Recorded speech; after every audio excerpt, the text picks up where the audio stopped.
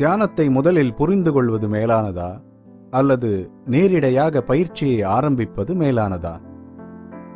மனிதர்களாகிய நாம் முதலில் விஷயங்களை புரிந்து கொள்ள முயன்று பின்னர் அவற்றை செயல்படுத்தும் மனோபாவத்தை கொண்டிருக்கிறோம்.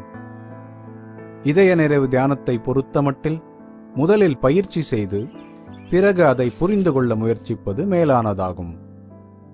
ஏனெனில் தியானத்தை பயிற்சி செய்யும் அந்த அனுபவமே நாம் என்ன செய்கிறோம் என்பதை தேவையான அளவு நம்மை புரிந்து கொள்ளச் செய்கிறது.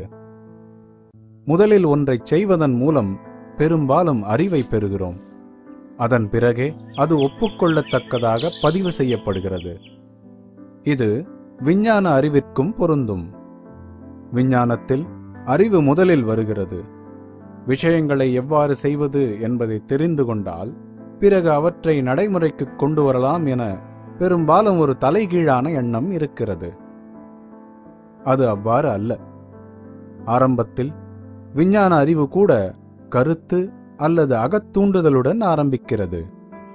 பின்னர் அதை குறித்து சிந்திக்கப்படுகிறது. இறுதியில் மனதின் முடிவுகள் பரிசோதிக்கப்பட்டு அதன் மூலம் அவை உறுதி செய்யப்படுகின்றன அல்லது கைவிடப்படுகின்றன. ஆகவே தியானம் என்றால் என்ன என்பதை முதலில் புரிந்து கொண்ட பின்னரே பயிற்சி செய்ய வேண்டும் என்பதற்காக புத்தகங்களை படிப்பது அல்லது போதனைகளை கேட்பது என்பது குதிரைக்கு முன்னால் வண்டியை பூட்டுவது போல் ஆகும். ஒரு முறை பயிற்சி செய்ய ஆரம்பித்தால் இயல்பாகவே அதை பற்றி இன்னும் அதிகமாக நாம் நமக்குள் இருந்தே கற்க ஆரம்பிக்கிறோம்.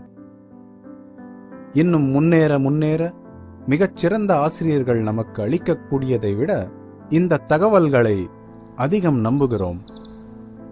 ஏனெனில் நாம் நம்முள் உள்முகமாக கண்டறிந்தவை, நாமே அனுபவித்து உணர்ந்தவை என்பதால் அவை நம்பத்தகுந்தவை ஆகின்றன.